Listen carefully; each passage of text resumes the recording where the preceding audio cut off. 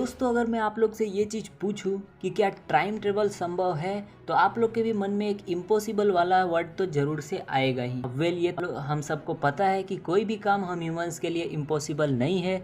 इसके वजह से ही साइंटिस्ट हमेशा इसके ऊपर रिसर्च करते रहते हैं, लेकिन उनके ज़्यादातर रिसर्च में और थियरीज़ में सिर्फ एक चीज़ की ही ज़रूरत रहती है, जो कि एक ऐसा इंजन या स्पेसक्राफ्ट होता है जो आसानी से लाइट से भी स्पीड जा सके, जिसके द्वारा हम लोग आसानी से टाइम ट्रेवल कर पाएँ। वेल अब अभी तक तो ऐसा स्पेसक्राफ्ट या ऐसे कोई भी टेक्नोलॉजी नहीं बनी है जो कि लाइट को भी पछाड़ सके, लेकिन हाल ही में हैरोल्ड वाइट और उनके कुछ टीम के मेंबर्स ने ऐसा अनाउंस किया है कि उन्होंने एक ऐसा इंजन बनाया है जो कि आसानी से लाइट के स्पीड से भी तेज जा सकता है।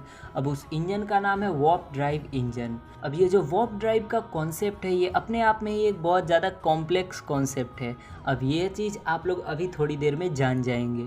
अब सर एल्बर्ट आइंस्टाइन के थियरीज के अनुसार ये चीज़ तो हम सब लोग जानते ही है कि टाइम और स्पीड दोनों एक दूसरे के रिलेटिव हैं। अब इसी के मदद से साइंटिस्ट ऐसा सोचा है कि स्पेस टाइम फैब्रिक में हमारे इंजन के आगे कॉन्ट्रास्ट और इंजन के पीछे एक्सपांड करके आसानी से हम एक पॉइंट से दूसरे पॉइंट तक पहुंच जाएंगे। वेल जितना आसान ये आप लोग को सुनने में लग रहा है, उतना ही हार्ड है इसको करना, क्योंकि इस चीज़ को करने के लिए जुपिटर जैसे मास भारी ऑब्जेक्ट की ज़रूरत पड़ेगी, जो कि आसानी से स्पेस टाइम फैब्रिक में एक कर्व पैदा कर सके।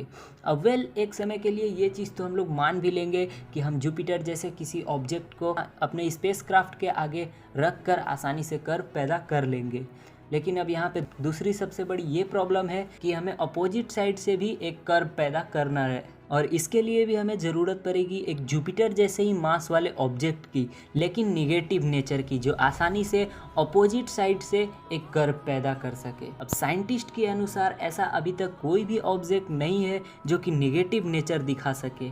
ये चीज़ कुछ इसी तरीके से है जैसे कि कोई आदमी समुद्र में सर्फिंग करता है, जिसके अंदर पीछे का जो समुद्र का पार्ट होता है वो एक्सपांड हो जाता है और जो सामने का साइड होता है वो कॉन्ट्रास्ट हो जाता है, जिसके वजह से वो आसानी से समुद्र में सर्फिंग कर पाता है। अब वेल हैरोल्ड वाइट और उनकी टीम ये बताता है कि उन्होंने एक बहुत ही छोटे स्केल पे ही लेकिन निगेटिव नेचर वाला ऑब्जेक्ट ढूंढ निकाला है।